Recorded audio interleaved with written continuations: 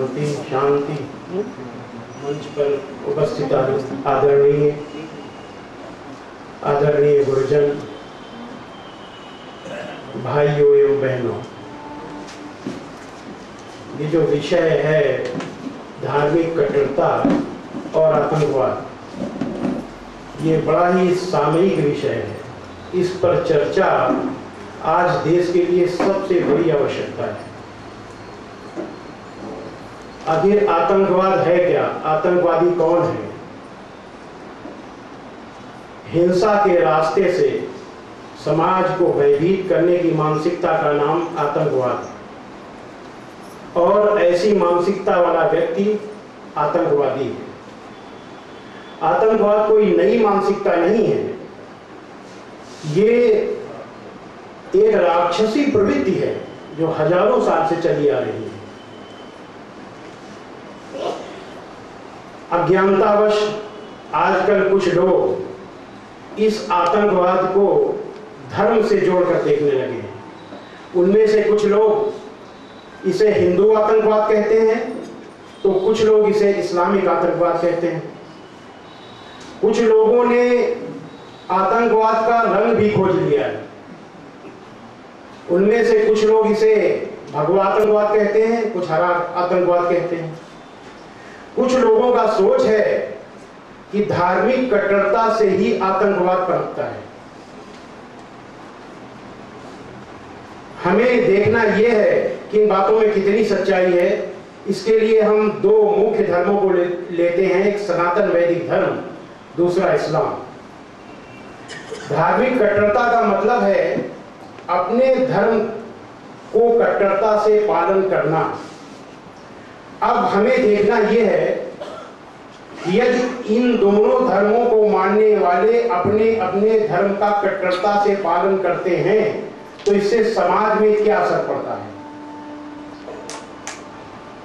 इसी से हमें इन सारी बातों का, इन सारे प्रश्नों का सही उत्तर मिल जाएगा।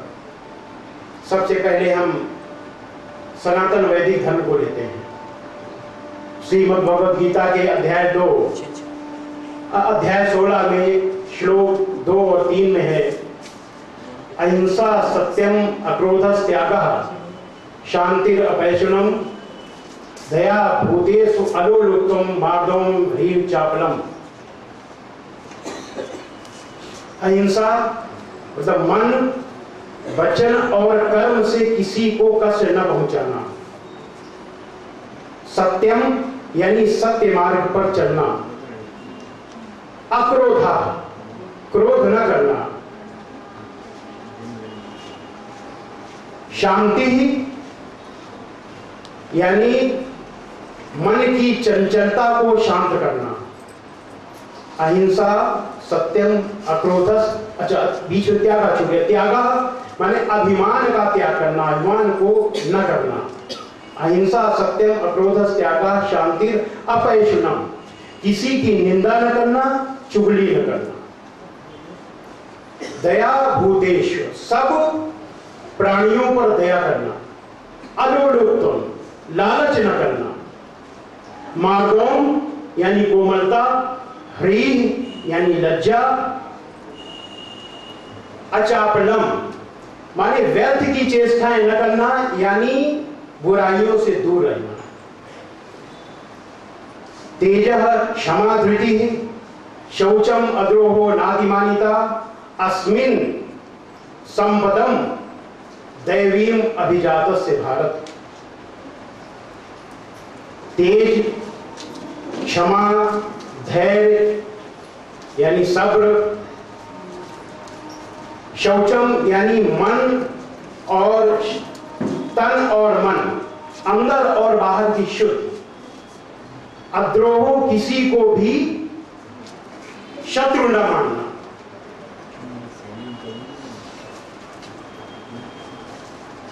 और अपने को महान अथवा पूज्य का अभिमान न होना।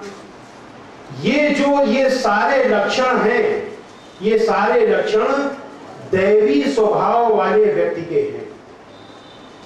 अब इसमें कहां आतंकवाद है और कहां पर असहिष्णुता है? कहीं नहीं दिखाई दे रही। असहिष्णुता है कहां?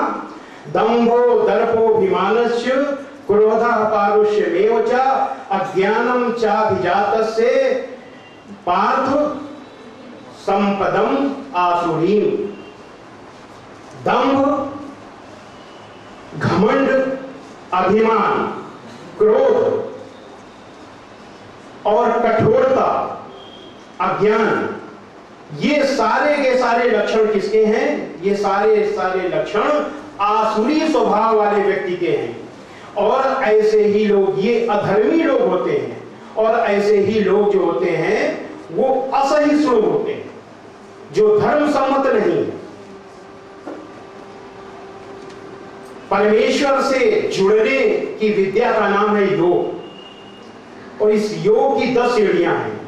यम, नियम, आसन, प्राणायाम, प्रत्याहार, धारणा, ध्यान, समाधि।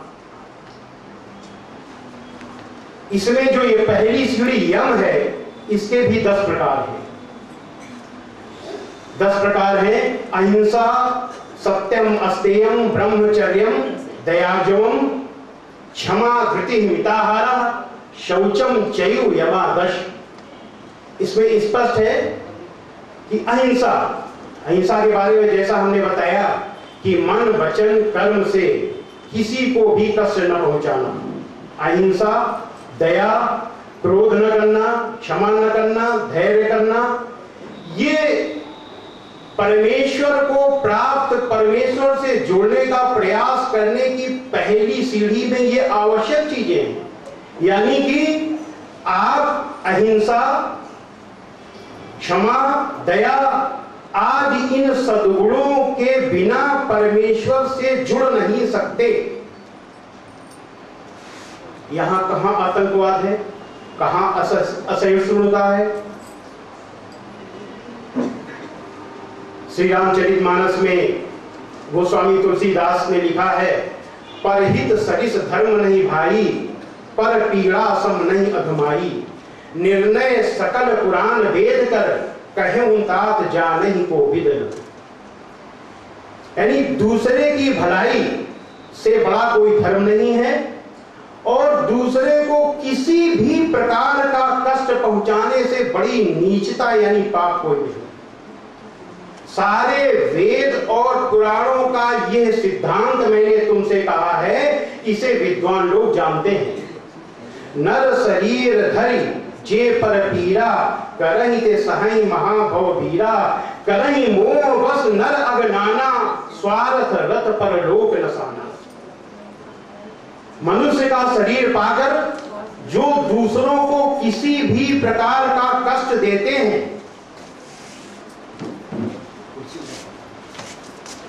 नर शरीर धरि जे पर पीरा, करहि ते सहई महाभव वीरा। वो अंतिम दिन महान बड़े बड़े कष्टों का वो दंड पाते हैं। करहि मोह बस नर अगनाना, स्वार्थ रत पर लोक नसाना। तो ऐसे लोग मोह के कारण, स्वार्थ के कारण अनेकों प्रकार के पाप करते हैं और अपने परलोक को, अपनी आखिरत को खराब कर लेते हैं। ये गोस्वामी तुलसीदास जी का कहना है। इसमें कहां है आतंकवाद, कहां है असहिष्णुता? कुल मिलाकर निष्कर्ष ये निकलता है कि अगर इस धर्म का कोई कट्टरता से पालन करता है तो वो आतंकवाद को बढ़ाता नहीं है, बल्कि आतंकवाद को रोकता है। इस धर्म का अगर कोई कट्टरता से पालन करता है तो वो असहिष्णु नहीं, सहिष्णु है, क्योंकि वो किसी की निंदा नहीं करता है। ये हुआ सनातन वैदिक धर्म। अब हम इस्लाम की तरफ चलते हैं। क्या आतंकवाद को इस्लामिक आतंकवाद कहा जा सकता है? क्या इस्लाम का कट्टरता से पालन करने वाला व्यक्ति आतंकवाद को पनपाता है? इसको देखने के लिए हम कुरान मजीद को देखेंगे। हजरत मोहम्मद साहब की कथनी यानी हदीसों को देखेंगे, इनसे हम निर्णय लेंगे कि सत्य क्या है। कुरान मजीद के सूरा 3 आयत 124 में है, वे लोग जो खुशहाली और तंगी की हर हालत में अच्छे कामों के लिए खर्च करते हैं और क्रोध को रोकते हैं और क्षमा करते हैं, ऐसे लोग अल्लाह को प्रिय हैं जो इस तरह के अच्छे कार्य करते हैं। ये सूरा 3 की 134वीं आयत है। सूरा 3 की 140वीं आयत में है, और अत्याचारी अल्लाह को प्रिय नहीं है। सूरा 5 की 8वीं आयत में है, कितनी अच्छी बात कही गई है।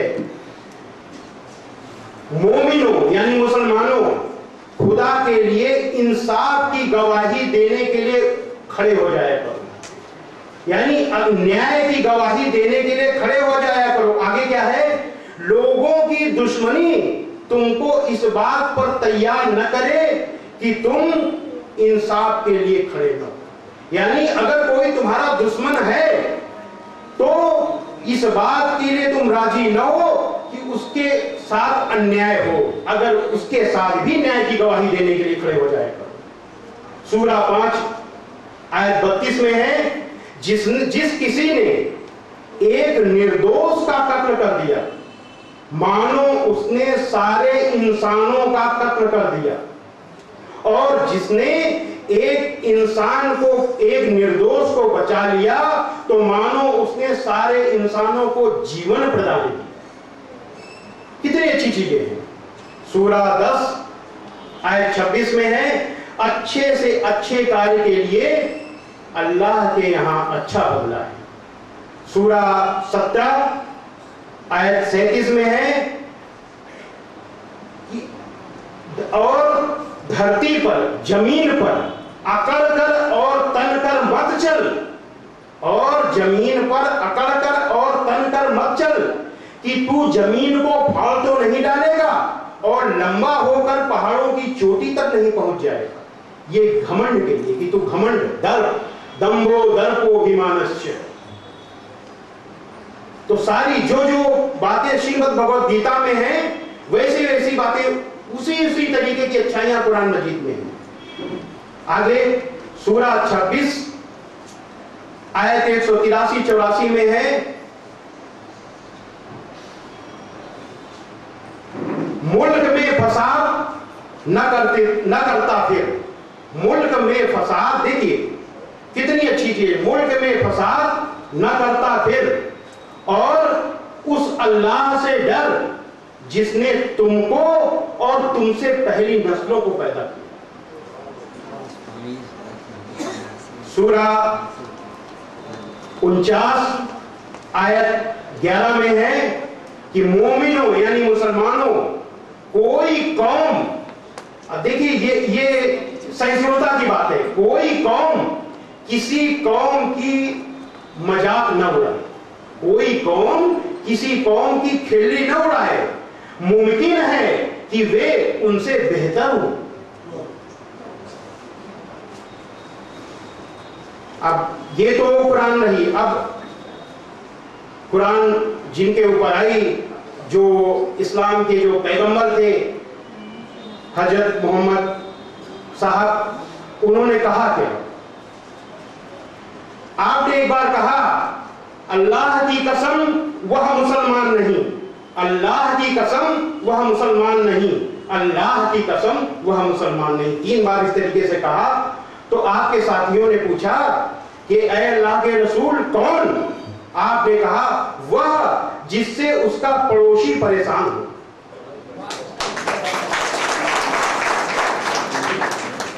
एक बार